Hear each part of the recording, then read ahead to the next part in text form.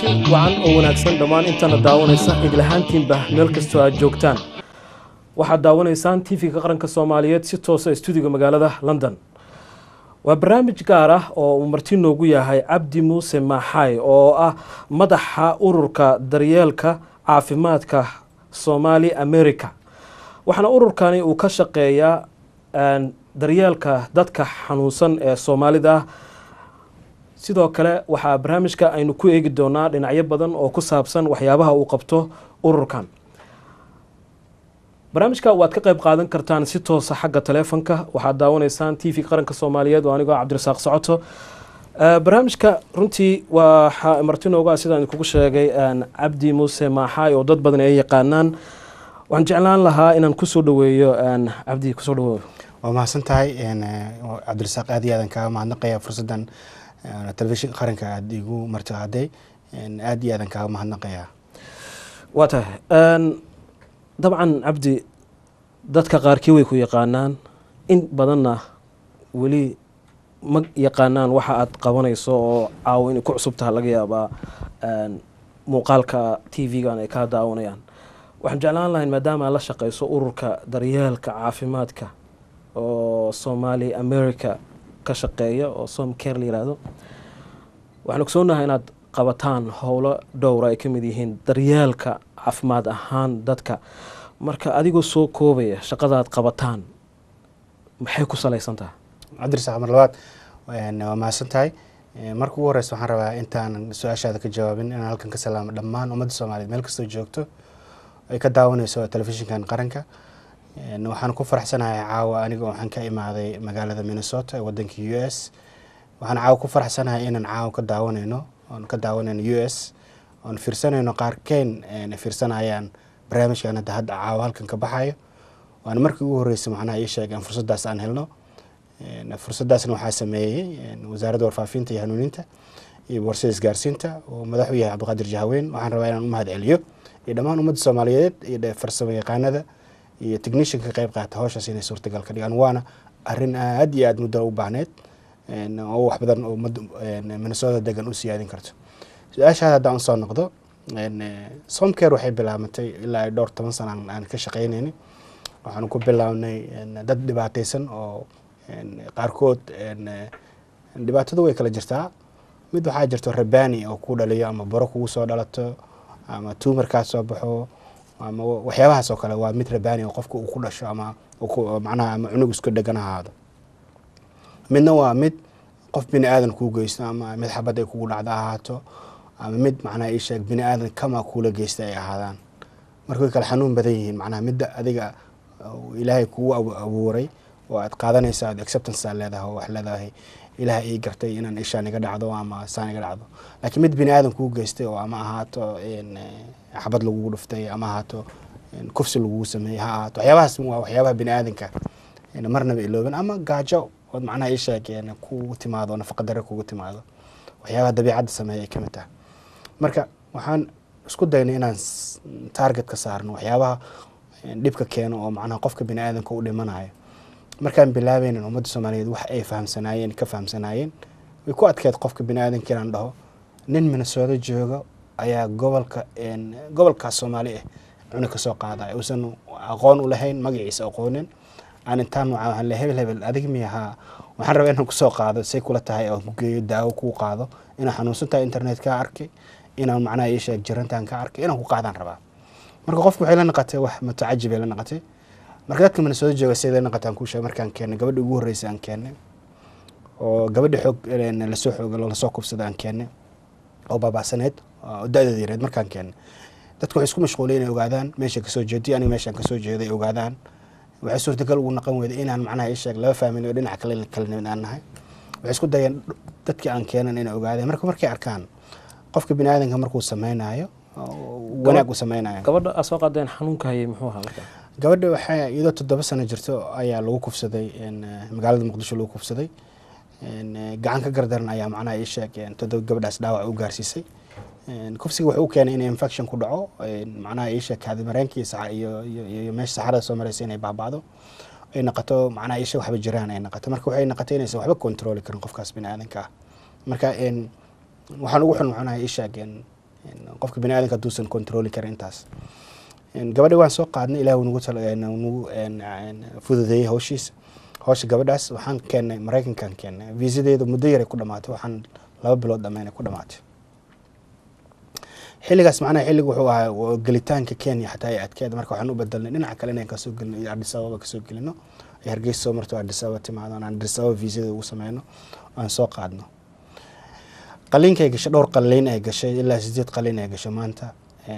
weligeed iskuul maysan dhigan maanta waxay competition la sameynaysaa cunug Mareykan oo cadaan ay algebra iyo trigonometry competition la sameynaysaa meeqa jir ahayd markay imaanaysa waxay ahayd dhowr 10 sano jirtay maanta marka dugsiga sare dhigataa one of the schoolka ugu fiican ee Mareykanka dhigataa waxay competition kula jirtaa maanta competition kula jirtaa ardayda Mareykanka ahayd oo macnaha weligeed iskuul maysan gal markay bilaabaysan qalinka la qabanayo qor b qor maantana left hand writer way waxay ku qoraysaa waxay kala aragsantiskay qoraysaa marka iyada kaligeed ma la keenay aabeedan la keenay maanta la joogo sharciga wadanka Mareykanka haystaan green card ku joogan maanta waxay qaadan doonaan citizenship ay qaadan doonaan marka ma haddaas waxa iska leh dadkii ugu caawiyay walaalahay ugu caawiyay iyo dawladda Mareykanka oo ogolaatay inay dadkan dhibaataysan qof markay awoodo inay u hesho inay macnaha ay sheekeen ay caawiso oo Ilaahay u soo saqiray waxaan jeclaan lahayn qayb yar oo tusmaa oo ku saabsan waxqabadka ururka daryeelka caafimaadka ka jira dalka America oo Somker la yiraahdo oo madaxda ka yahay Cabdi Muuse Maaxay fadlan ila daawada waxqabadka ururka dib ayaan ugu soo laaban doonaa barnaamijkana waad ka qayb qaadan kartaan si toos ah xagga telefoonka haddii aad jeceshayn inaad su'aalo weydiisaan tusmada yartaa ila daawada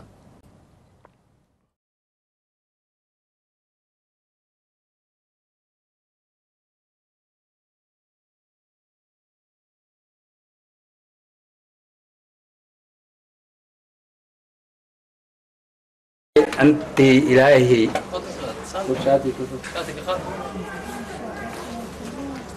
horta inta la argo hay intii xanuun ay yahay dadku waa u jeedan intii ilaahay ii soo galgaalay waa ku mahadsan yihiin dad wax mataray dadkaas ilaahay ii soo galgaalay aakhira janna adduunyo oo nicmo ah ilaahay aan ugu barinaa taas jartu wax badan baa leey qabtay wax dad lay loo sheegay ma aha dalka markii lagu dheeraday markii la isku gaabi markii la gaabiyo fiican yahay taas ti alway muraadkooda Allah sayhal kan muraadka sayhal rabbugu unugana aan muraadkan kooyan an seelmi allanin kuwala dambe dhaafki lugayna alla nasi dalki ya meesha ka imaatay sarxadka meesha ku imid horta marway taas amar gaabanta tangadirooga nicmo baa ku dhacirna dadkii noo soo galgaalay waa unuga ilaahay aan mahadiyana hadda la balansagna tii hadda ku dhac jarno horta ilaana niidan hadda barwaaga baa ku hayna madaxa kor u soo aad macna oo cajiiska aniga aan yahayn kumid dugsigii aan nahayn dagaalka Mareykanka burburi hadda leegu soo weli la fooro caafimaadkii aan too imid waa iitam nagri waxay dadka tooyeen wax yar waay waxay ilaahay daya badan horta dadkii kulliyo allan gargaar marka koowa unaga habad lama gadooy waxa nagu matara antaano ante joogto wax kaliya i kaalmeen aan qabnoogi dad kale jirin ismaliin hadana sheegad wax matarta kor Allah idin ka diga dembiyaalkiina Allah dhaafa nuun waa reysani marka naga shabarabna waa guulaysani guul adduunyo aakhire alle idan si wassalaamu calaykum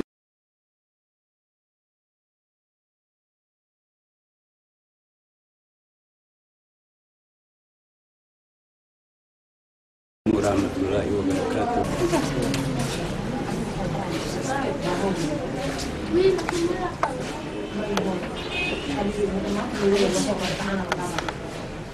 meeshan waa meeshii burada ugu taashay macallin xasan buro aad u weyn ku taashay oo dhowr kiilo lagu sheegay haddana maanta alxamdulilah waa kan asigoo laga kooy u reersatay dhaqaatiirtan way fasaxeen waata dabcan tusmadaad arkaysaan waxay ka mid ahayd waxqabadkii ururka daryeelka caafimaadka Soomaaliya America oo loo yaqaan Somcare oo madaxda ka yahay Cabdi Muuse Maxay oo marti noogu ah TV qaranka Soomaaliyeed studio magaalada London oo si toos ah u daawaneysaan Cabdi sawirka aan arkaynay odayga ka muuqday bal muxuu ku saabsanaa iyo maxay waxa laga daaweeyay xanuunka uu qabay odaygan wuxuu joogay dugsi ka dhigay markii ceelasha biyaha uu joogay dugsi quraan uu dhigay markii la soo sheegay magaalada Muqdisho ayaa waxaan dhahnay maxaan ku qaban karnaa waxa qalay dhakhtar Canadian qalay aan soo qaadnay waxaan ku daaweynay Nairobi aan ku daaweynay wuxuu joogay adiga 5 bilood wuxuu joogay Nairobi intuu joogay macnaha ay sheeg transportation-kiisii raashinkiisii meeshuu degi lahaa tigidhkiisii wixii dhan markaan qorsheynay ayaan soo qaadnay markaas waxaan ku daaweynay Nairobi markuu raystana waxaan u jarnay tigidh aan u jarnay raasmaal yar oo macnaha ay sheeg aan jidmar transportation aan ku sii siinay maanta wuxuu ku noqday magaalada Muqdisho ku noqday waxa laga daaweeyay markaa waxa laga daaweeyay waxa ku yila tumor ayaa buro ayaa ka soo baxday dhinacan dhabarka oo ilaa qoorta ilaa dhabarka ku faaftay oo habeenkii uusan ka seexan karin qandho kulul ku hayso waxay ku aad inuu gees u seexdo oo duud u seexan karin xanuunka kaga sii darnaa habeenii maalin ay ku haysay waxaan u adkeysan karnaa fin yar oo nagu jeena ka soo baxo waxaan nalaysan lahayd hadduu dhabarka buro kaga soo baxdo intaas la eg waa laga qalay waxaa lagu daaweyn Nairobi markuu raystana waxaan jarnay tigidh aan u jarnay maanta wuxuu ka mid yahay dadweynaha Soomaaliyeed ee ku dhaqan magaalada Muqdisho ka mid yahay lifekiisana waxa uu soo noqday caadi uu soo noqday wuu fiican yahay halka burooyinka waxa uu kala baxo buro la daaweyn karo oo macnaha aan ku soo noqonin qofka laga qali karo iyo buro cancer oo soo noqonayso marka soo noqonayso burooyinkaas markaas wuxuu u baahan yahay markaas in chemotherapy la geliyo ama macnaha sheeg la baabiyo oo macnaha gubitaan lagu sameeyo marka nasiib wuxuu lahaa buro caadi ahayd qandho fiican qandho zaid maalmaha qaarkood wuxuu ma seexan karin habeenada qaarkood qandho badan marka maalinta laga jaray maalmihii ka bacday ayaan ugu arkay Nairobi ku arkay wuxuu ahay macnaha sheeg qof healthy oo kaal arag wuxuu yiri caafimaadkayga hadduu tamaam yahay hadda seexan kara hurdada ugu horeysa marka qofka bini aadanka markaan barnaamijkan bilaabayna dadku waxay dhahayeen sidee dadkan isdagaalay dadkan qabiilka la geeyay oo isna seed macnaha ay sheegeen ugu dhacin doontaa dadkan in qof kasta wax loo qaban karo laakiin waxa ogsoonaata haddii ummad isku tashato nin baa wuxuu ugu yiri United Nations ma u tagtid marka United Nations ma oga meesha lacagta ka keento United Nations waxay keentaa meel kasta ka soo baridaa sida aniga dadku weydiisanay ka soo baridaa ama kaniisadaha tagto meel kasta tagto waxay weydiistaa charity weydiistaa sida aniga hadda aan weydiisanayo deeqa meel kale ka keento marka wuxuu dadka qaarkood badankooda waxay aaminsan yihiin organization United Nations weligan shilna ma siin ajnabi shilna ma siin laakiin waxay nagu caawiyeen waxay ahayd facility inay noo ogolaadaan inaan soo keeno viisooyinkii qalinkii oo macnaha ii sheeg lacag la'aan hadda waxaan geynay Mareykanka kaas kaliya ma geeno bare dad badan oo macnaha ii sheeg jirnaan geeno oo qarashka ku kac markaan sheego ay dadkii leeyihiin say ku dhacday marka qarashkaas ku kacay xataa dad bixinay leeyihiin lacagteeda milyaneerka aan ahay waxaan ugu deeqayaa qayb ka mid ah dadkaas masaakiinta ah oo dhibaataysan oo haysan healthcare inay iska bixiyaan aan ugu deeqayo kale marka wuxuu leeyahay lacagtaas marka milyan ama 2 milyan baa dhiibay mid baa 3 milyan dhiibay mid baa 6 sanadka marka intaas helaan charity-gaas ay waxay sameeyaan charity case waxay leeyihiin xageen ka soo qaadnaa qof dhibaataysan Afrika imsaan ka soo qaadnaa Soomaaliya imsaan ka soo qaadnay haddii dadka aan keenay ay naqan lahaayeen every single day maalin kasta waxaan sameyn lahayn awood u lahayn inaan dadkii aan ku cusub keeno markii anagu ma nihin hay'ad dadkii qaxooti siinayso dajinaysa ma waxaan u sanahay hay'ad caafimaad ahaan u soo qaadayso oo dadkii caafimaad u sameynayso waxa la jeedaa dadka haday noqon lahaayeen dadka markaad keentid Mareykanka keentid ama dibadda ama Kenya keentid waa inaad reporter samaysaa tiraadid intaasaan keenay intaasaan naqdeen marka reportkaas wuxuu ku sameynayaa in lagu caawiyo ku sameynaa wuxuu sameynayaa in dadkii shaqada sii socoto hadda marka macnaha wax dhibaatada ka haysata dadka keentaan inay laabtaan very difficult waa dhibaatada haysata taas ayada waxaan go'aansanay in dad dambe aan Mareykanka aan geynin oo aan ku daaweyno Kenya waxaan go'aansanay inaan isbitaal ka dhisno Soomaaliya muhiimadda ugu horeysa aan u imid halkan London waxay ahayd inaan la kulmo madaxweynaha jamhuuriyadda soomaaliyeed sheekh shariif iyo ra-iisul wasaaraha iyo dhammaan wasiirada la socdeen oo dhan runtiina macnaha ii sheegeen waxay ii soo dhaweeyeen si aan macnaha aan filanayn oo ay dhaheen haddii aad wax qabanaysid diyaaran kulana waddanka aad imaanaysid cid kastoo wax qabanaysana diyaara loo leeyahay waxaan kaloo la kulmay duqa magaalada muqdisho mudane tarsan aan la kulmay asina si fiican uu ii soo dhaweeyo macnaha ii sheegeen waxyaabaan macnaha ii sheeg ka filnayn baan macnaha ii sheeg facilitation u sameynaya maxaa kugu dhaliyey inaad bilowdo shaqadan sidee ku timid sidee kugu dhalatay markii aad aasaasiisay maxaa xaggee ka timid fikirkan in aad tabarucaad samayso ood qof xanuunsan oo soomaaliya joogo aadan aqoonin oo isku laf aadan ahayn isku dad aadan ahayn aadoon aqoonin inaad adigu garato inaad dadkaa soo qaado u raadiso deeq lacageed oo laga bixiyo isbitaalkii ood waqtigaaga geliso maxaa kugu dhaliyay runtii qofka ilaahay su-aasha ugu macaaneed ugu wanaagsaneed ay weydiisay su-aashaas markaan ka jawaabayn waxaa noqdaa macnaa dareen macnaa feeling weyn ay galo oo ah macnaha ii sheeg sida igu soo dhalatay challenge-ga aan la soo kulmay waxay ugu dhalatay markaan arkay gabadhaas ayaan aan muraayo aan akhriyay arrinteeda gabadha lasoo kufsaday maraykanka la geey ugu horreysay markaan arkay dadka horreysay waa caawi laakiin waxay ahayd mid family dad aan aqaano familkayga aan macnaha ii sheeg maraykanka ku daawiye soo noqdeen way jiraan laakiin gabadhaas markaan arkay oon arrinteeda arkay oon aan fiiriyey arrinteeda akhriyey way taabatay anoo taabato haysto niyadda ku haysto ayaa xaaskayga akhrisay waxayna ugu macnaha ii sheeg ugu adkaysay inaan sidaan u caawin lahayn ay tiraahdo gabadha waxaad ku aragteen dhibaatadeeda internetka ka aragteen hiiran online ka arkay waxaa nala soo qoray hay-ad markaas shaqaynaysay oo joogta Soomaaliya oo koogu la yiraahdo ayaa soo aragtay oo soo bandhigtay arrinta keeskan oo website-yada ku soo qortay dhakhtar oo gynecologist one of the top gynecologist oo hadda Mareykanka joogo ayaa arkay markaas uu yiri weligii intaan 30 sano shaqaynay weligii ma arkin qofkan oo kale dhibka gaaray sida macnaha u gaareen marka reportkaas markuu aqriyo nin kamid ah dhaqaatiirta ugu kor oo dhakhtarka adduunka one of the top oo jooga Mayo Clinic iska soo gal iyo tagideeda xataa is very difficult. Mayo Clinic waa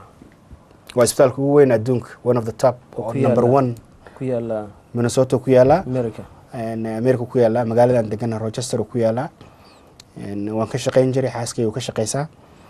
marka gabadha arinteeda waxay ugu dhaliyay number 1 waxay ahayd inaan hawshan qabano oo wax la sameeyno xaaskayga oo aad u ka seexan weeday marka dumarka ayaa dareemi kara dhaawac ay u leedahay marka qof bini aadan fal xumo loo geysto dumarka ayaa dareemi kara waxay ka seexan waa sameey maalintii aan keenay oo gabadha soo degtay ay tiri maalintaas waxay tiri waxaan ku qiray inaan maanta nin maalintan ku qiray tiri inaan nin aan life-kii ku dhamaysan karin tahay marka muraaya markay timid aan arkay in qof wax loo qaban karo ayaa haddana waxaan arkay gabar kale oo Soomaaliyeed oo dhibaataysan oo buraaf ugu soo baxday gabadhii markaan aragnay ayaan idina u dhaqaaqnay saasay marka continue ku noqdeen ilaa maanta dhowr boqol oo qofood 200 qofood ka badan aan geeyno Nairobi geeyno ajiib dabcan waxay kamid tahay dareenka aadka u weyn oo qof bini aadam ku dhasha in uu caawiyo qof kale oo dhibaataysan isagoo aan u eegaynin halka uu ka soo jeedo reerka uu yahay iyo meesha uu ka yimid aqoon aan u lahayn in uu siiyo waqtigiisa dabadeetana uu xitaa isku dayo caafimaadka meesha ugu sarreysa qofka lagu caawin karo inuu ku caawiyo way yaryihiin dadka leh dareenka noocaas waxaad ila daawataan waraysiyo ay ka qaadeen TV-yada ku yaala dalka Mareykanka magaalada Minnesota Abdi Muuse Maxay oo marti halkaan ugu ah TV-yadaasi muuqaaladii iyo sawiradii ay ka qaadeen iyo sidii ay wareystaan.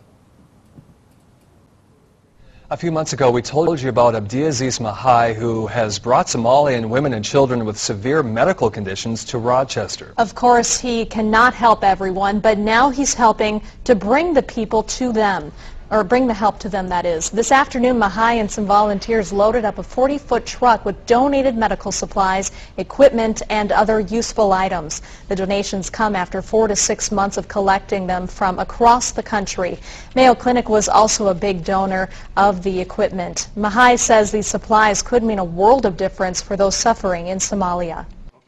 It's helping children and women who needs medical attention. Somalia has been civil war and has been closed a lot of hospitals. So now we have a few hospitals that who is medical shortenings and equipment, and we try to, as a community, to help out. A driver will bring the supplies to Louisiana, where it will board a ship bound for Somalia. Mahai will meet up with the equipment in Somalia in Mayo mid-November. Clinic doctors' medical magic. There's no higher price than helping another person. Hi everyone, thank you for joining us. It really is a must-see story. A doctor giving kids a second chance at life. Kids with debilitating health problems living in a small village in war-torn Somalia, then relocated to Rochester, all thanks to charity and the one man whose mission it is to perform these miracles. News Center's Fana Haile Selassie introduces us to Dr. Mahai. It's hard not to smile when young Muhammad Ali laughs while playing. The truth is he was given a second chance at life. You see, Ali was born with his bladder on the outside of his body, a defect too complicated to fix in Somalia. It was Abdiaziz Mahai who allowed Ali to have that second chance. When I saw it in his picture the first day that his relative brought to me here in Minnesota, I said, I'll try what I can do to help him out. With donations from the Minnesota Somali community and the promise of free medical care from Mayo doctors, Mahai was, since 2004, Mahai has helped many Somali children and adults get the medical treatment they need, whether that meant moving them to hospitals in Kenya and Ethiopia or raising money to bring the worst cases here to Mayo Clinic. Mahai's charity began with this group. 2 years ago, Mahai brought Mariah Ali to Mayo Clinic after she was kept as a sex slave at 7 years old by Somali guerrilla fighters who eventually left her to die. The first time she was coming, she was afraid with the people to see them, and she was kind of scary to men because of the rape, what happened. And luckily, she is now in part of the society community. She welcomes them, she shakes hands.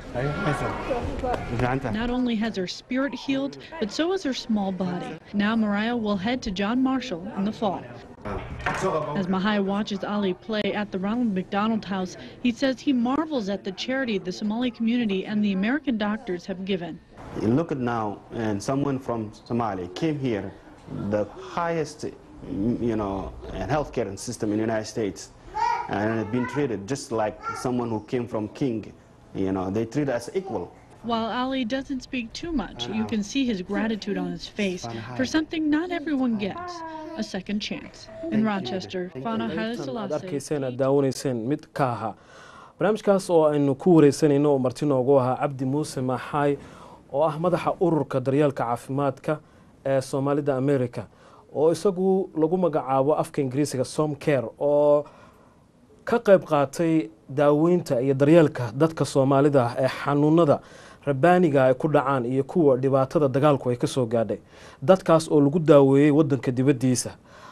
ha ahaado wadanka Mareykanka kuwa la geeyay iyo magaalada Nairobi oo dalka Kenya oo wadanka ugu dhow oo dad badan caafimaad ay u geeyeen ururkan waxaan ka wareysanaynaa Cabdi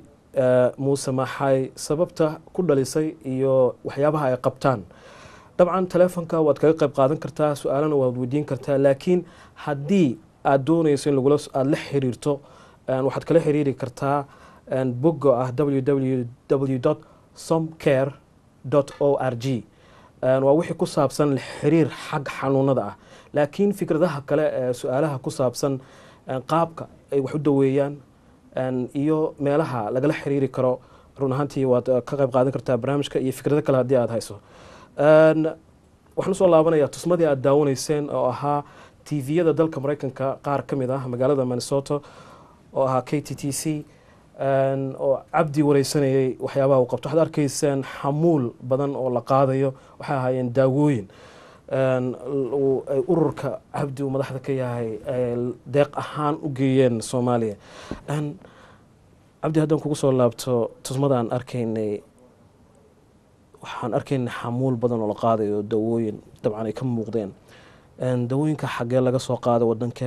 halkeesa laga geeyay Soomaaliya su-aasha u fiicnada ay weydiisay daawooyin badan ayaa waxaan u qaadnay Soomaaliya u qaybinay isbitaalada qaarkood u baahnaay markaas waqtiyada dagaalada ay jireen waxaan sameynay isbitaalada qaarkood inaan geyno u qaybino markay ka dhammaadaan. hadda kula hadlaayo waxaa ku jirto dekada Mombasa waxaa ku jirto 4 container ku jirto mahad ka gaarto waxaan rabaa inaan u mahad celiyo maxaa la dhahay danjiraha Soomaaliya u fadhiyo Kenya Maxamed Cali Americo oo hawshaas waday iyadoo hawshaas soo bixitaanka ay ku jireen ayaa lugta ka jabtay marka waxaan rajeynayaa in ilaa caafimaad si lugtiisa uu kabo sida macnaha ugu dhaqsaha badan oo caafimaado waxaan ugu talagalnay qaarna waxaan geynay Muqdisho aan geynay qaarna hadda waxay ku jiraan dekada waxaan ugu talagalnay qaar inaan geyno xeriyooyinka Soomaalida dhibaatada ay ku haysato Kenya ku yaalo qaar waxaan ugu talagalnay Baydhabo inaan geyno qaar waxaan ugu talagalnay Gedo iyo dhinacan soo inaan geyno iyo Afmadow ilaa dhow 4 container oo aad waaweyn oo 40 containers ah ayaan jiro ya caawinaada ugu badan dabcan dadka la daaweynayo soo qaadistooda tigidhadooda isbitaalka dawada ku baxaysa yaa idin caawiyo xageedan kaga timid caawinaada ugu badan waxay nagu timaadaa caawinaada ugu badan deeqda in siiyaan dadka Soomaaliyeed especially dadka ajnabiga ah oo degan Chicago oo muslimiinta ugu badan oo Mareykanka iyo dad ajnabi ah oo sheeg si qarsoodi magacooda intay diidaan in siiyaan maaha hay'ada ajnabi inay weli lacag siiyaan maaha badanaan waxay ka timaadaa dadka muslimiinta ah deeqdan ka aruurno iyo dadweynaha Soomaaliyeed diaspora ee dibadda jooga waya abdu hal sheegtayna dadka xanuunsan oo dhibaatadu gaadhay xanuunada rabaaniga sida burada qofka nabra ka soo baxa meelaha halis ah jirkiisa cudurro ku dhaca ama xabad ku dhacda ama dagaaladu waxyaabo ay sababeen qofkaas oo aan garanaynin oo aad dabcan aad ku aragtaan website-yada bogogga internetka ama si gooni ah idinku aad xiriir la yeelataan dadkaas maxaad ku doorataan sidee ku doorataan waxa ku doorataan xanuunka haya intuu leeyahay waxaad ku doorataan meesha uu degan yahay sideed ku xulataan dadka la daaw ilaa dad badan baa dhibaatadu haysa waxaan ku dooranaa horta dhowr category ah jirto marka hore carruurta ayaan interest siyaa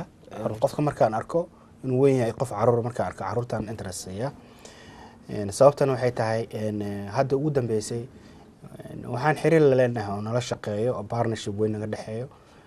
Somali Women Development Center Zahra Maxamed Axmed oo madax u tahay oo joogto magaalada Muqdisho dadka marka meesha ay tagaan referralka marka meesha uu ka yimaada ay u tagaan marka waxaan sameeynaa hadda waxa ugu dambeeyay wiil yar oo ku jiray website-yada oo dhabarka bur ugu soo baxsay oo ku dhashay waan soo qaadnaa Nairobi jooga lagu qalay qalinkii labaad uu maraya waxaan u dooranay waxay tahay carruurtu waxay tahay Britole oo bixi dalka Britole waay future fiican leeyihiin dan qofka kale markan qofka weyn aan qaadno hadii 10,000 lira waa inaan 10,000 bixina laakiin markan qof carruur qaadno 5,000 liraado 2,500 inaan bixina marka waxay noo dhimaysaa qarashka macnaha iyo shay qaaditaanka ayaa sahlanaanay markan 5,000 ku daaweyn lahay laba qof oo carruur ah hal qof oo weyn aan ku daaweynayo marka waxaan qaadanaa labada carruur inaan daaweeyo Soomaaliya dad idin shaqeeyo miyaa jooga oo idin la shaqeeyo idinka oo degmooyinka iyo gobolada yes waxaan la shaqeeyo waxaan sameeynay dad badan aan sameeynay la shaqeeyo example da Mareykanka ku siiyo gobolada Houston waxaa noo joogo qof aan joogo gobolka Houston Chicago qof aan noo joogo Tennessee qof aan noo joogo Las Vegas qof aan noo joogo gobollo badan ayaan waxaan ka caasnay representative inaan ka caasnay sidaasna waxaan sameeynay Soomaaliya sidoo kale aan sameeynay waxaa noo joogto hadda Soomaaliya hay'adan ku sheegay Somali Women Development Center oo large weyn oo ku ah iyo dadkii aan daaweynay oo gobollada qaarkood uu noqdo hadda waxaa jooga nin Hargeysa jooga dhowr jeer la soo xiriira oo dadka marka waxaan uusan u tagaan barkii aan asagaan soo daaweynay asagaan noqday dhowr carruur dadka kale oo daaweynay marka saas marka qofkii miskiinka ahaa ilmihiisu ay xanuunsanayeen ama isagu burada ku taalay meel tuulaa jooga sidee idinka aad idinkula soo xiriiri karaa networkiga waxaa cajiib leh inaan ku barto gobollo Soomaaliyeed aan weligay aqoon jirin magacyadooda maqli jirin maanta waxaan arkayaa inaan dhahayso hebel la yiraahdo waxaan ka soo wacay magaalada Bursaal waxaan ka soo wacaya aan weligay intiin ama waxaan arkaysaa ama qof iga soo wacay magaalo badan oo Soomaaliyeed aan ku bartay aaladda internetka ayaa sahashay in qof kasta oo maanta Soomaali joogo marka macnaha waxa way bogga internetka ku yaalaan meelaha la xiriiri karo and then waxaa kaloo jira dad badan oo daaweynay ayaa gobolada u noqon markaas waxay leeyihin ninkii kusoo daaweeyey numberkiisa iyo contactigii iyo hay-adda kusoo daaweysay contacti numberkoodana sii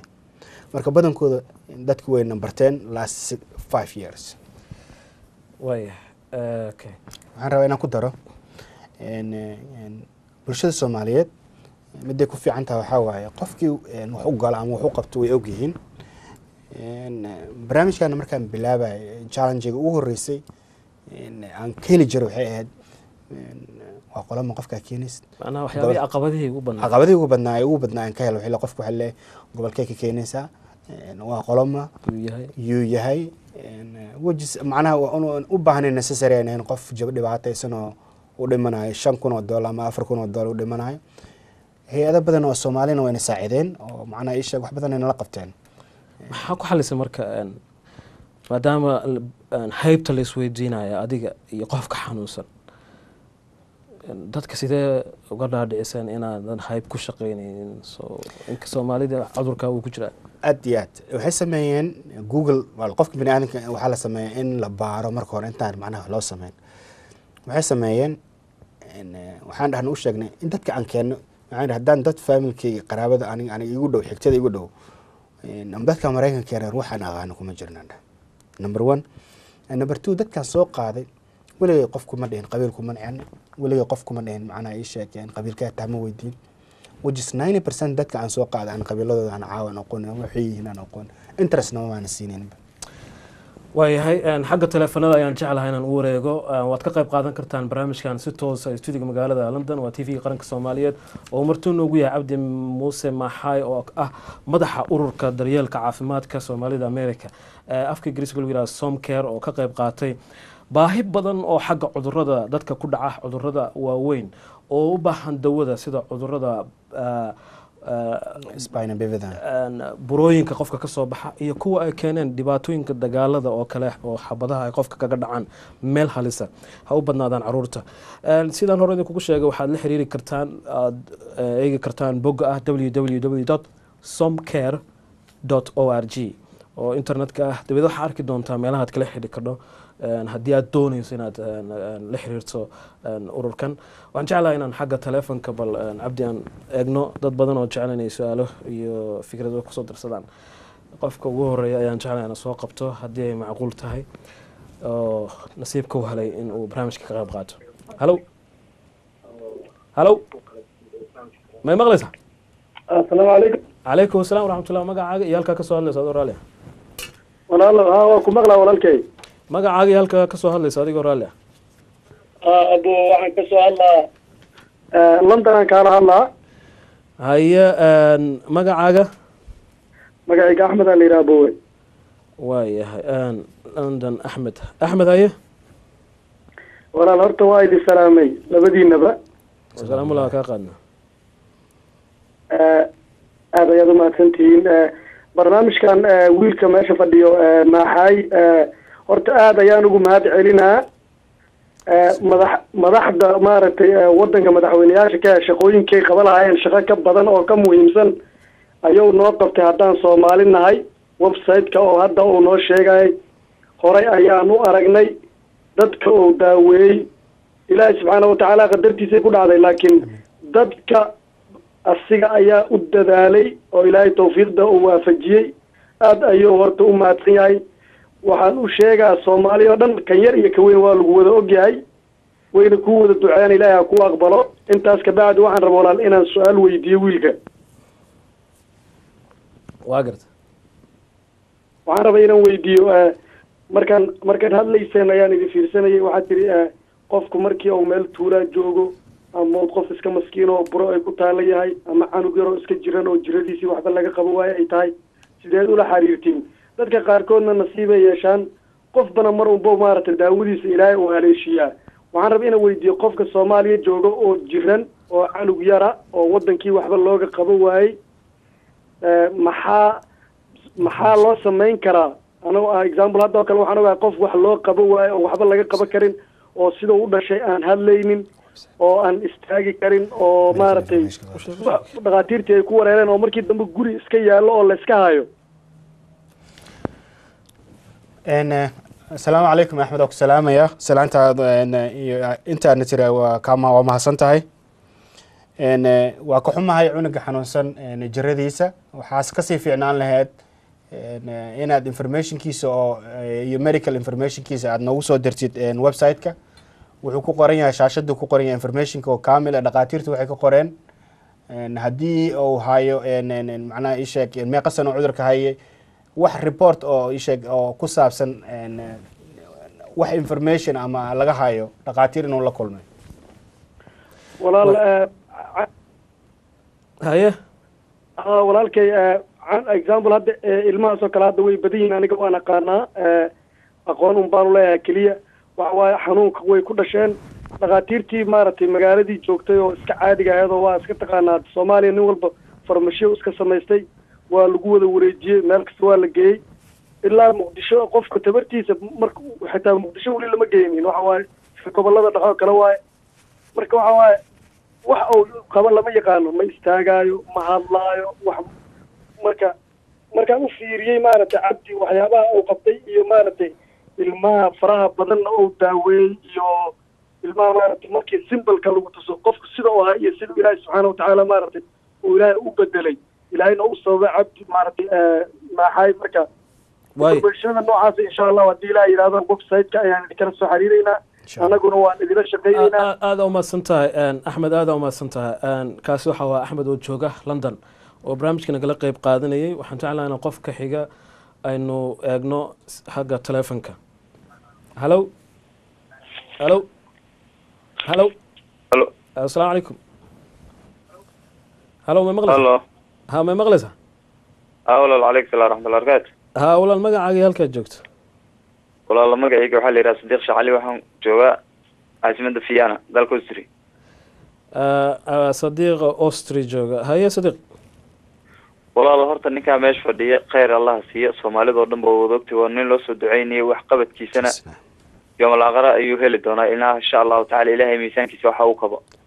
tan labaad fikradda kale oo sheegay walaal macaan waxa weeye horta tuulooyinka sida laga sheegay dad badan oo tuulooyinka ku ajaran oo hataa meel warskaasini meel kala xirneen isjirina jira hadda matalan wadamada gobolada gada kolka la yiraahdo tuulooyin badan oo gobolada gada hoos yimaada ayaa jira oo mataqaanaa banaanay ay kamid tahay iyo meelo kale oo badan iyo geedweyne meelahaas oo dhan ay jiraan oo dadkina ay dad wada baaba xanuunsan yihiin warskaasini haysan marka xafiisi iyo wax aad ku leedihiin oo balad xawey hadda jiraan hada dadaan oo lahayn dad miyiga idin wareega oo arintaas soo ogaada walaalo ma leedihiin marka waxaa ila shaqeeyo asxaab badan oo aniga aan leeyahay oo ka yimid ama dhinacyada gedo oo xiriir fiican leh oo tago markasta tago waxaa ka mid ah professor warsame oo joogo Texas Houston oo xiriir fiican leh gedo 24 saac la xiriiro waxaa ila joogo dad gudaha tago oo markasta ka yimaado oo xiriir fiican leh gobolada tago waxaan sameynay hay'adahan awoodda macnaha ay sheeg anaga aan haysano iyo dhaqaale aan helayno haddii noo saamixi lahaayeen waxaan abuur lahayn ama ummadda Soomaaliyeed ay fahmi lahaayeen haddii waxa ku filan kaliya tagaasilayda Minnesota joogta haddii bishi $10 ay dhiibaan ku filan which is income-kaas aanan helin xataa mid kamid xataa iska dhaafe 1% aan helin income-kaas hadda aan sheegayo haddii ummadda Soomaaliyeed ay fahamto in charity wax loo qaban karo ama la ogaado in qofka gobolkaas degan ama dadkaas degan dhibaatada ay soo sheegan yiraahdo annaga case-kaan aan wadanaa charity ahaan intaanan hayna haddii yiraahdaan wax badan aan la qaban lahay dadka hadda waxaa u badan waxaa la furay iskuulo badanaa la furay iskuulo badanaa meelo badan laga furay jaamacado badanaa la furay sustainable maaha wax oo soconayo oo maanta joogayo oo iska soconayo maaha waxa waaye wixii aad charity-ga macnaha waxay ahayn mid bagooni aada laakiin haddii wax badan oo dhaqaale fiican aan helayno waan ku qasbanaan lahayn inaan macnaha magaalo kasta ama tuulo kasta aan macnaha qof noo joogi lahay laakiin qof kasta oo macnaha ii sheegeen Somker ka tirsan waxaan maanta ku joognaa ugu yaraan waxaan leenahay teamkeen ugu yaraan ilaa 60 qof wadana 60kaas qofood oo maanta friends aan nahay waxay kala jeedaan gobolada Soomaaliya oo dhan ay kala soo jeedaan waxaan la shaqeeyo gobol kasta oo Soomaaliya qof kasta oo ka tirsan la shaqeeyo marka waxay sameyn karaan network-kaas ay sameyn karaan haddana bahda warbaahinta ayaa si fiican ula shaqeeya media way طبعا ساشا waxaan jeclahay in uu sadiiq ka qabeelay qofka xiga ayaan jeclahay inuu yaro xagga telefoonka hello hello hello hello ma maqlaysaa hello waa ku maqlaysan si fiican walaal magacaaga halka joogto adigoo raali magacayga waa Umar Maxamed Qaasim Umar Somali weyn haye Umar halkee ka soo hagee London haye Umar aad baan idin salaamaya adigoo barnaamijka daadihinaya iyo maaxay walaalkay saaxiibkeena mahad ilaahay ka siiyo walaalkay maaxa wuxuu qabtay kulli adduunka aakhiro way anfacaysaa Soomaaliya dhan meel walba aan joogno oo soo duceynaa waxaan kaloo ku dhiirigelin lahaa dadka Soomaalida shacabka Soomaalida ah sida maaxay oo kale waa loo baahan yahay qarankeena wuxuu noqday qaran burburay maanta noo soo noqday alxamdulillah waa inaan ka qayb qaadanaa wax walba oo wanaag ah sida walaalkeen maaxa maanta uu sameeynayo sharaftaas ilaahay baa siiyay ilaahay baa u kasay asaga iyo ragnimadiisana uu ku doortay taas waa ugu hambalyeynaya walaalkeen maaxa waxaan weydiinayaa hal su'aal ah waxa fariin soo faray mar aniga asagoo shir wada joogna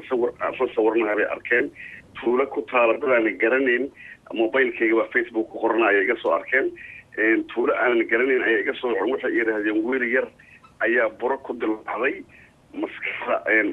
maskaxda ku taalay buradayna hadda way dilaacday marka istaalaadka xamar ku yaal ayay keeneen waxay yiraahdeen waxba lagama qaban karo laakiin hadda way dilaacday marka walaalkay waxaan weydiin lahaa maadaama uu arrintan professional ku yahay in arintaas wax wali laga sii qaban karo waa maran dheereen aan u malaynayaa inkastoo dhowr mar isaragno laakiin asagoo shir ku jira anoo shir ku jira aan si kala soconno arrintan aan ka ilaaway aan uga faa'iideysanayo maanta TVga qaranka uu fadhiyo su-aashaas baan walaalkay maxaa weydiin lahaa assalaamu calaykum cumar oo ku salaamaya marka ugu horeysa waa kaaga mahadnaqaya wanaagaas aan ugu tilmaamtay ilaahay nagu hadeeyo jidka dariiqa saxsan runtii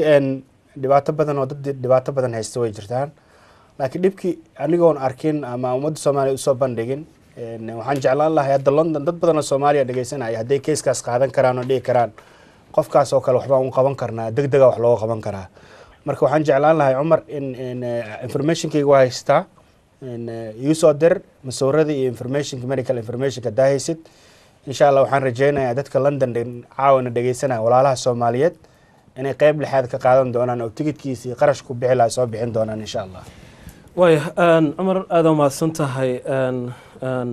weli waxaad daawanaysaan TV qaranka Soomaaliya si toos studio magaalada London waa barnaamij gaar ah oo uu marti noogu yahay Cabdi Muuse Maxay oo ah ururka daryeelka caafimaadka Soomaaliya America oo Somecare la yiraahdo dareenka qof Soomaali ah oo isku dayay inuu caawiyo qof kale oo Soomaali ah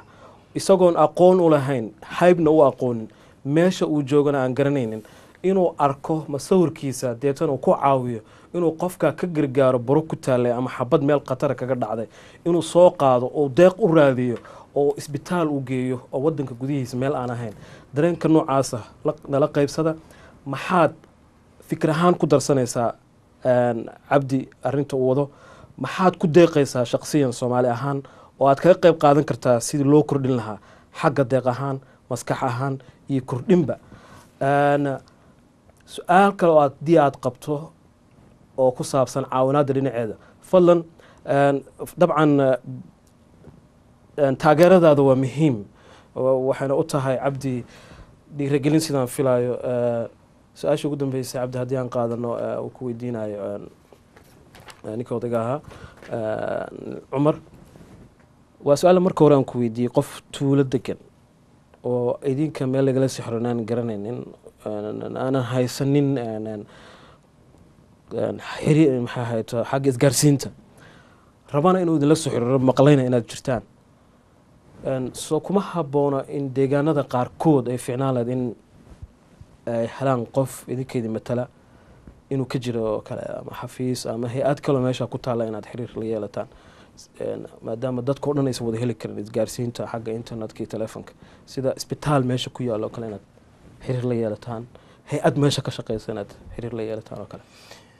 hawshan waxaan ku jirnay ugu yaraan 10 sano ku dhex jirnay gobol Soomaaliya aan maanta aan carruur ka soo qaadamay tuulooyinka qaarkood qofka bini aadanka ma wada ogaan karno kiisaska ka dhacaya Soomaaliya oo dhan ma ogaan karno oo ii sheeg xaqiiqda oo maanta dhacayso intaan aniga aan ogahay intaan ogeyna ka badan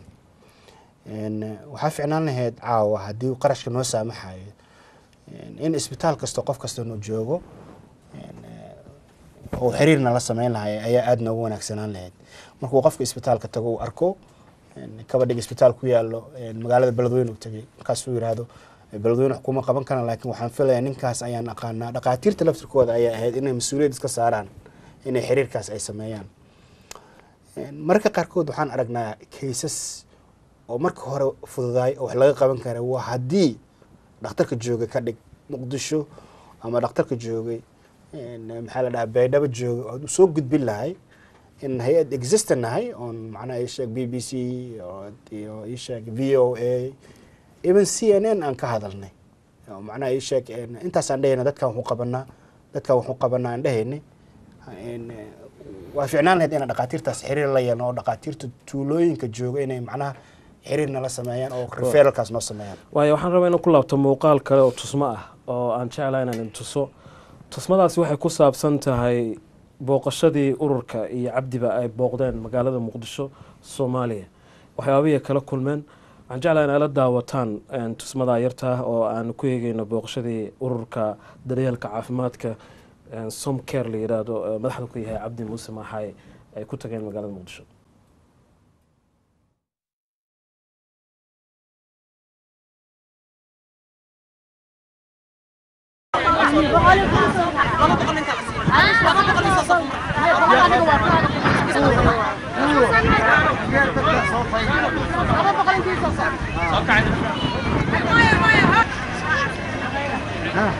حبيبي ده كاله هذا لا لا لا ساعة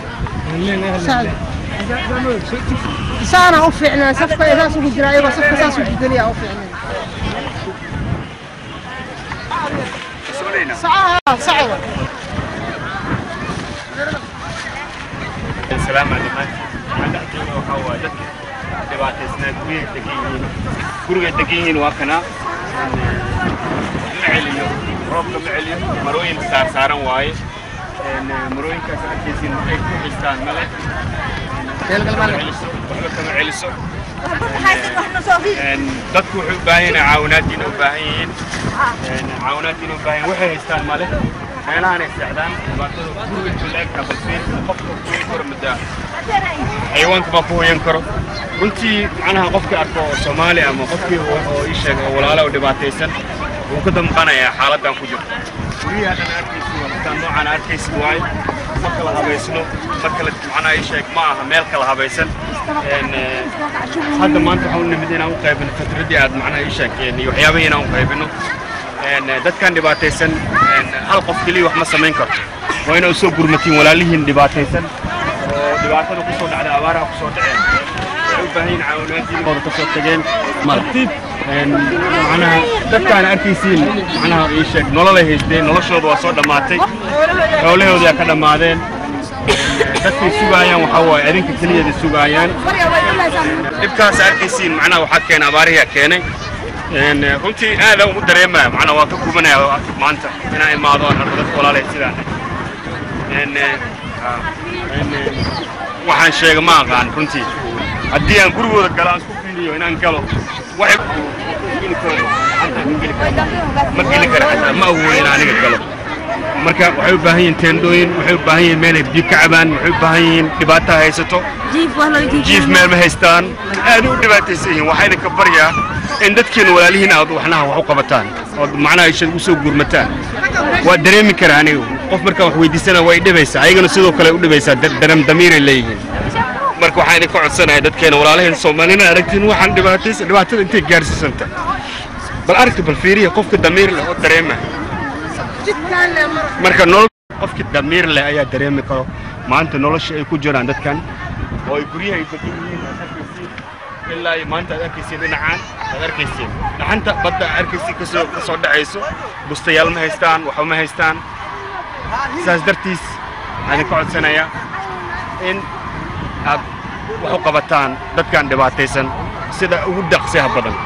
جزاكم الله خير هذه هذا ما حسنتين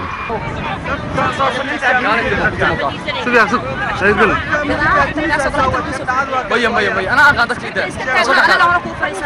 حاولوا لي انت صباح حبيبي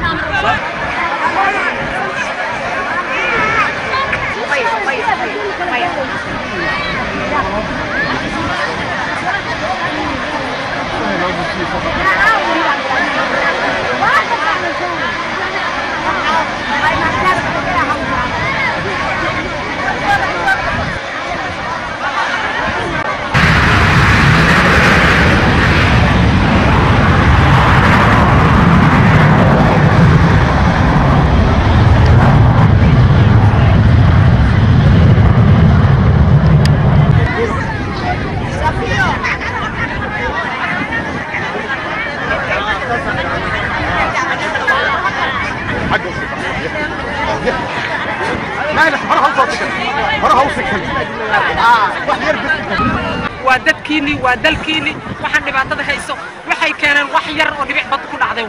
waa idin baryaynaa dadkan waa dhimanayaan u soo gargaara UN ilaahay idinkoo idinka dhigay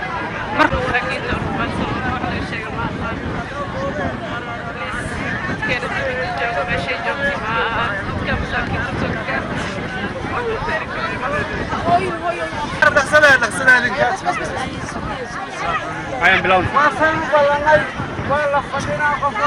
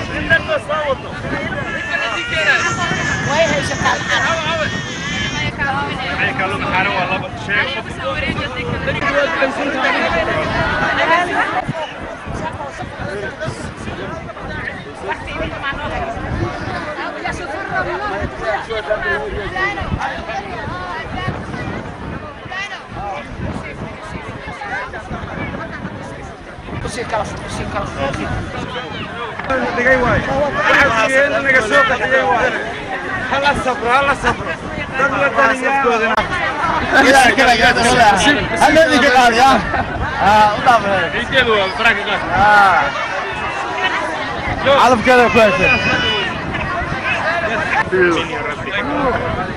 آمين يا رب الله خادم ونسيب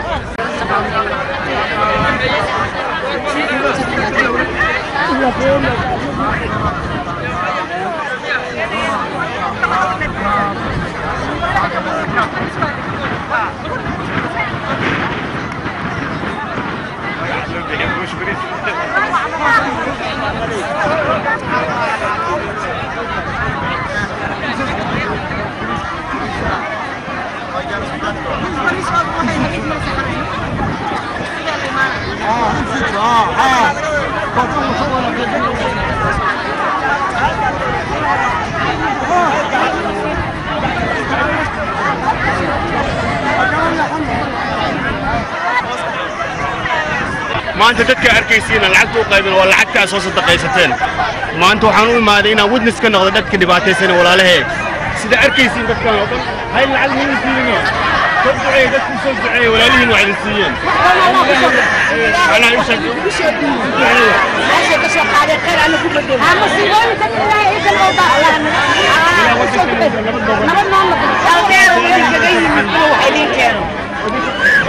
والله يا مدرك ده أنا أوجيسي ودك الرملات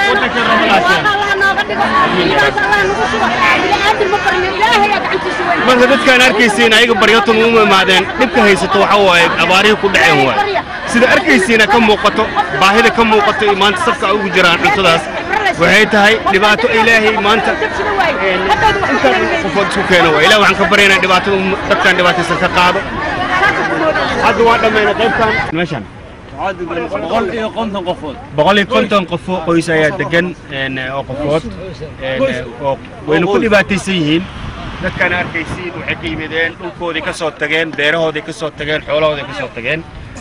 uma imaanin maanta inay intay dad baryaan ayagaba way iskala weyihiin qof wax weydiistaan oo iskala weyn laakiin duruuftii u geeyay marka ilaahay dartiisu soo caawiya dadkan waxaan idinka codsan lahaa inaad dadkan walaalaha sida u soo sadaqaysateen hadda sidaan oo kale u soo sadaqaysay waxay u baahan yihiin teendooyin u baahan yihiin waxay u baahan yihiin biyo u baahan yihiin waxay u baahan yihiin raashin u baahan yihiin waxaan idinka codsan lahaa sida macnaha ugu dhaqsaha badan inaad ku caawisaan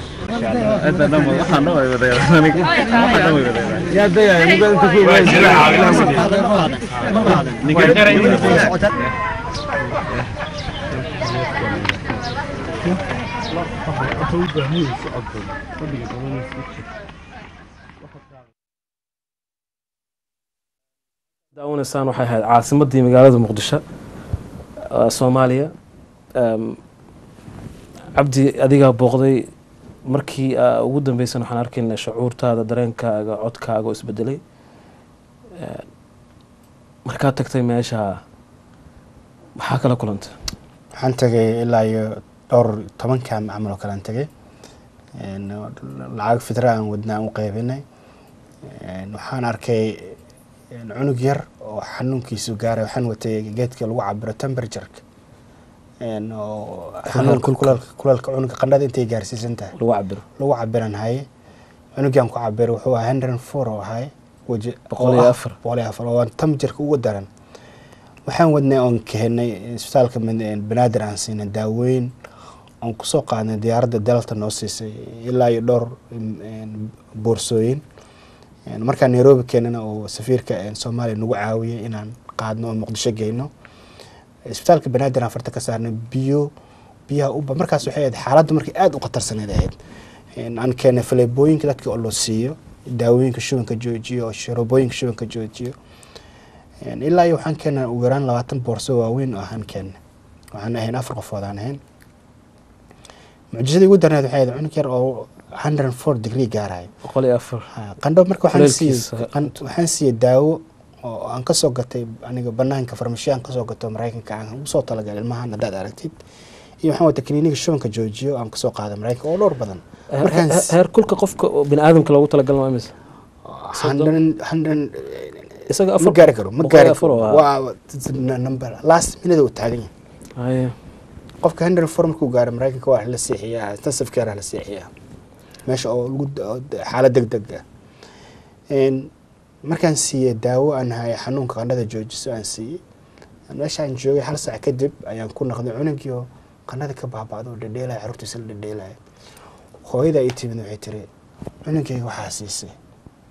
weliga waxaan arka ma ahay tiri marka wax yaroo macno lahayn daawo Tylenol oo isha qandhada ka baabisa xataa maysan haysanin imisoo joogi karaa xabadda kiniiniga aad siisay ilmaha qiyaas ahaan lacag ahaan Tylenol haddii uu wato dhalasho rooba oo dhintaan la eg waaye wuxuu cabi karaa bil 2 bil cabi karaa ma dhamo $3 ma dhamo $4 ma dhamo marka qaadada ka siisa qiyaas ahaan waa wax beni ama cents aan dhameyn oo qofka dameer la dareemi karo caruur dhala dareemi karo marka waxaan ku wareegnay meelihii oo dadka dhibaatada aan ku soo wareegnay marka maxaan go'aansanay markaan naqanayno hadda waxaan u gadnay teendooyin aan gadnay laakiin teendooyin daansiina magaalada ay joogaan waxaan leenahay teendooyinka idin siinayna xabadka teenda 7 qofood ayaa qaada aan ugu talagalnay waa classic waaye canvas tan la yiraahdaa ilaa $400 ay joogtaa xabadkii waxaan soo qaadnay 450 ayaa haduu si socdo dekada muqdisho si socdo Pakistan ka baxeen markaan arkay meeshii ku nool yihiin nolosha bini aadanka ilaahay wuxuu soo marsiyaa laba shay oo soo marsiyaa inuu arko witness inuu noqdo qofka walaalkiisa marqaati ka noqdo maalintuu haystay today madaxweynaha taa tomorrow you lose it madaxweynaha laakiin madaxweyne markaa taa waxaad ka tegaysaa legacy ama wax fiican oo wanaag aad ka tagaysaa dhaaftid waay maanta ra'iisul wasaaraha tahay ra'iisul wasaarnimadaada waa qaata laakiin few years aad joogaysaa laakiin wax yar marka inta aad joogtid waxaa la rabaa inaad ka tagtid wax legacy marka dadkeena dadka aniga aan hadda markaan dhahayno barnaamijkan aan bilaabayn aan dhahayno way la yaabi jireen laakiin maxaan tusin dadka inaan tusinay saddex shay dadka tusinay in Soomaali walaalo tahay number 1 in wax wada qaybsan karo in United Nation kaliya aad sugi karin oo adiga wax qabsan kartid that's the three subjects aan tusinay caaw waxaan sameynay ilmo isku dhagan ayaan diyaarad soo saarnay aan ku soo qaadnay Nairobi ka soo qaadnay diyaarad private aan soo saarnay oo diyaarad private ka maanta ay soo marayso leeyahay saaran qofka saaran wacayo aan caaw aan ku geeyno Mareykanka aan ku geeyno oo Ilaahay muxuu qadaray oo anaga noo adeejiyay arintaas marka as urur ahaan waxaan sameynay waxaan la tartamaynaa ururada maanta Soomaaliya joogo oo lacagaha dawladda ajnabiga ay siiyaan inaan macnaha la baratameyno haddaan macnaha ii sheegeen way waxaan soo laabanaa isbitaalka aad damacsantiin inaad ka dhistaan magaalada Muqdisho isbitaalka wuxuu u baahan yahay dhaqaale badan sidee idinku hirgelisaan inaad suurta gelisaan isbitaal aan hore u jirin oo la aasaasay hadda su-aashii ugu fiicneed aan filanaya ay weydiisay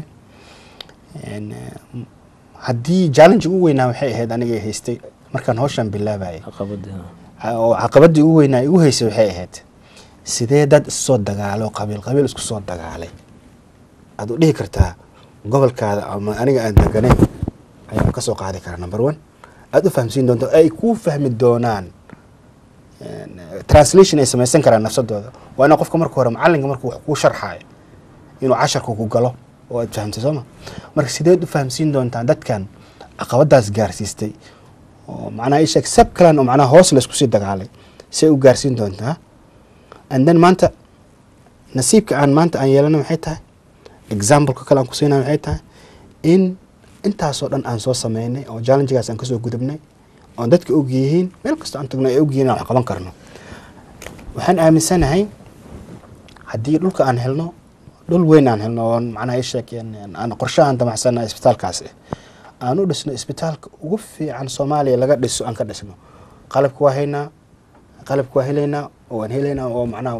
dariiq loo marayo naqaana laakiin dhismihii inaan lacag u raadino aan sameeyno isbitaal ninka Mareykanka markuu galo isbitaalada Soomaaliya uu ku wareeraa meel uu ka aaday meel uu ka aaday malaha sterilize malaha biyo kaliina malaha generator oo isheeg 24 saac malaha uu ku wareeraa meel uu ka bilaabo malaha isbitaalka laakiin aniga aan joogo ka shaqeyn jabku soo galo albaabkaas uu og yahay adigu hadii dhagto ku xanuunayso suufka meesha ka raadin lahay uu og yahay daasta kayna oo macnaha fikradda aan wadano aan sameynayno kaas waay waxaan aaminsanahay ummadda Soomaaliyeed inay qayb ka qaadan karto iyo waxaan aaminsanahay dadka og Soomkeer waxay qabatay intaas ka badan ay sameyn karto way aan jeclaan taleefon gudbo aan dadweynaha dadka taleefon ku jira in badan baa taleefon ku jira raalli ka noqda haddii aad soo gaari weydaan studio-ga taleefanada aad u fara badan hallo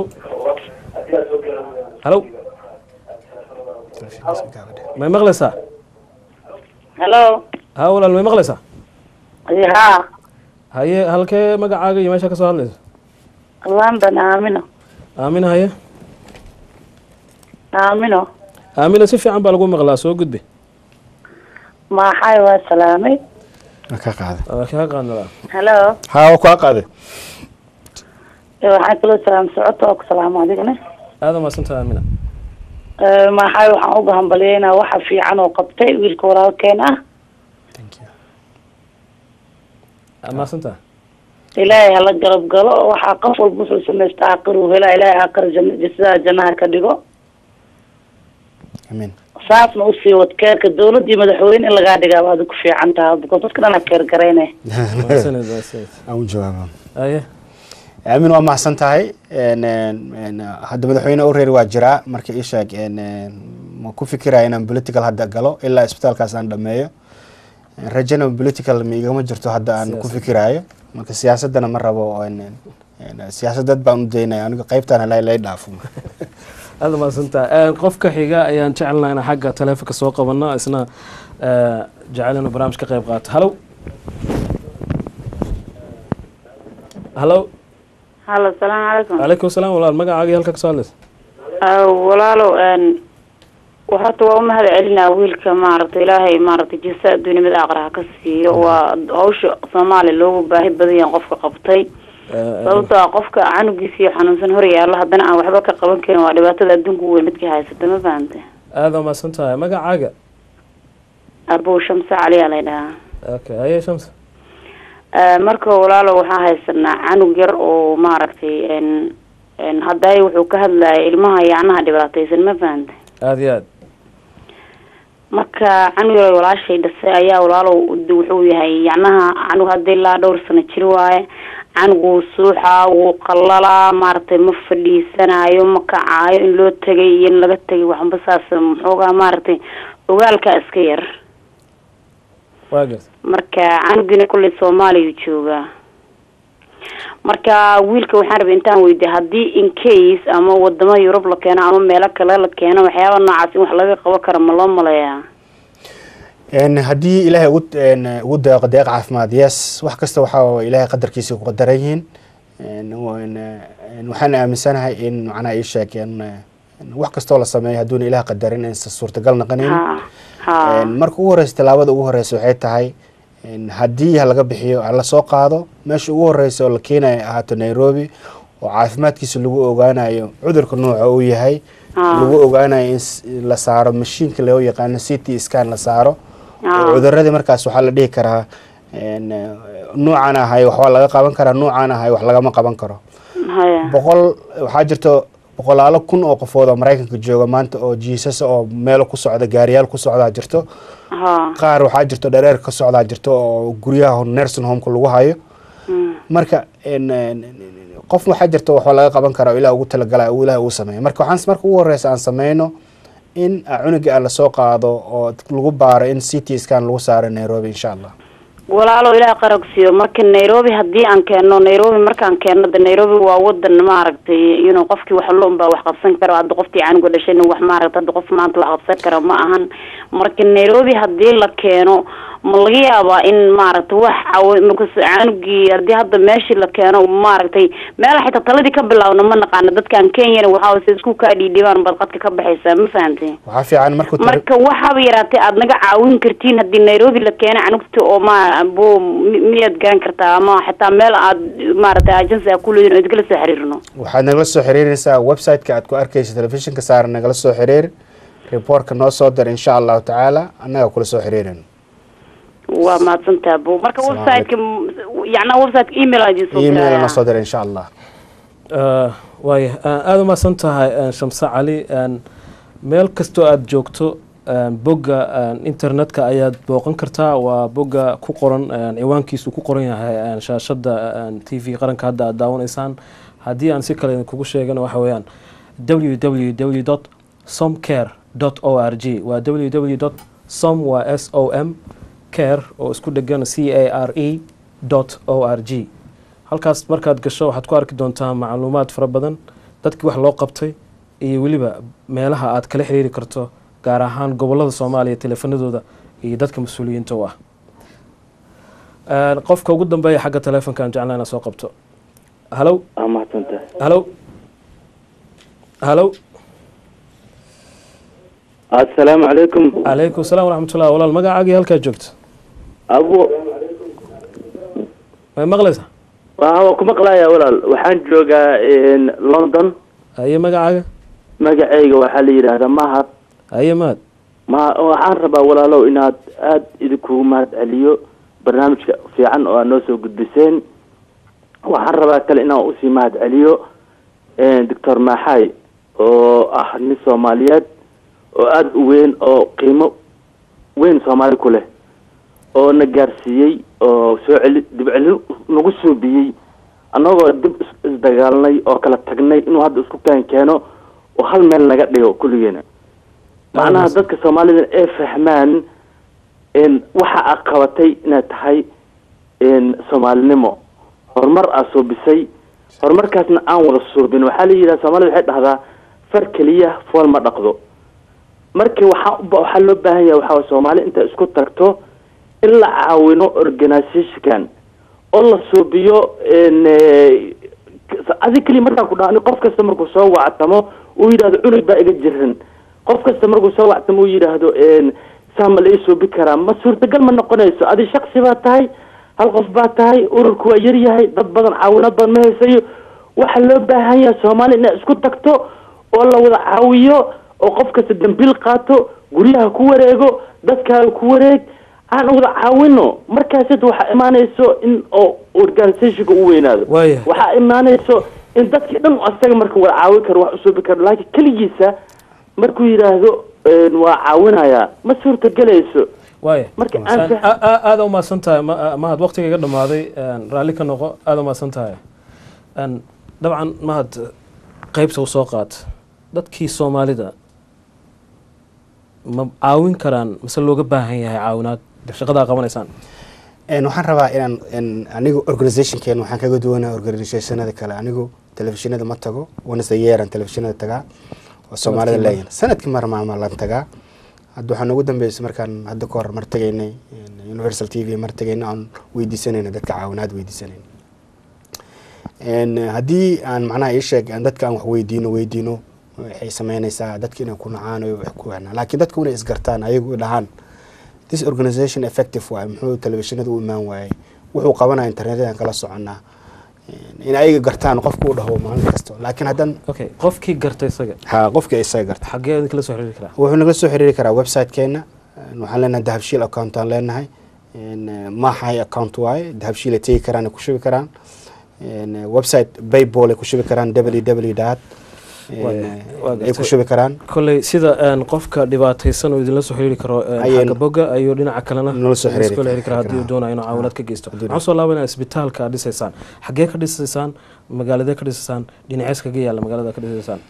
markii ugu horreysay waxaan sameynay fikrad aan marka hore waxaan sameynay inaan fiirino numbers waxaan fiirinay meeshan ka dhisi karno waxaan tagay gobollo badan oo Soomaaliya aan tagay waxaan dhahay intee ka dhisi karnaa marka waxaan raadinaa markaas meesha nabad marka dhaqaatiirta ay u soo noqdeen waxay dhaheen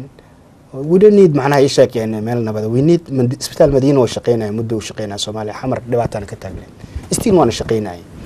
marka waxaan aragnay baahida jirto magaalada capitalka Muqdisho Soomaaliya aragnay inay ka badan tahay 10 times everywhere aan tagay meesha aan tagay ka badan tahay isbitaalada aan tagay soo fiiriyay beeshinada hortaagan isbitaalka Madiina markaa tagtid iyo Banaadir markaa tagtid ka xanuunsan oo isbitaalada maalinta safka ugu jira dad aragtid culayska ma qaadi karaan dadku soo qaxay maanta ilaa 2 milyan way gaarayaan oo qaxooti ma qaadi karo macnaha isbitaalka effective digfeer oo shaqeyn jira ma shaqeynayo isbitaalka xoogga dalka oo shaqeyn jira ma shaqeynayo marka Muqdisho marka dhisayna insha Allah taala marka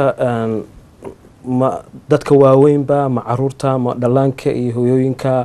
ma dadka waalida muxuu qaybtu ku shaqaleeyay isbitaalka qabanaysa waxaan u sameynay design sida Mareykanka oo kale u sameynay waxaan u sameynay design-kii waxaa naga caawiyay hay'adda isbitaalka u dhistay Mayo Clinic dhistay ayaa naga caawisay oo la shaqeyn jirtay design-kii hadda aan dhameynay dhulkeen raadinaynaa qaabka loo dhisi lahaa kulli diyaar waay qalabka meesha la gelin lahaa si loo kala gelin lahaa wuxuu dhisnaan doonaa si oo ila caalami ah u dhisnaan doonaa oo guud oo journal ah waxay noqon doontaa dhalaanka hooyada caruurta aan target saarayno iyo ragaba qaarkood iyo emergency macnaha meel aan ka sameyn doono ugu talagalnay triage emergency waa general hospital way aad ma santahay dabcan waqtiga naga dhamaado barnaamijka soo gabagabeynayna aad ayuu maasantii dhammaan intana daawanaysa idilhaantiinba meel kasta aad joogtaan iyo intii nagala qayb qaadatay xagga taleefanka waxaan ka raali gelinaynaa inta damacsanayd inay barnaamijka nagala qayb qaataan xagga taleefanka ay u suurtageli weyday oo isku soo dayday aad ayuu maasantiin waxaad daawanaysaan TV qaranka Soomaaliyeed waa barnaamij gaar ah oo inuu ku eegaynay waxqabadka ururka daryeelka caafimaadka ee Soomaalida America ee Samcare la yiraahdo oo martii noogu ahaa madaxna ka yahay barnaamijkan Cabdi Muuse Maaxay anigoo Cabdirasaaq Socota ayaa barnaamijka idin daadiheynay intaynu ku kulmayno barnaamijkan mid lamid ah waxaan idinkaga tagayaa sida ayo nabadgelyo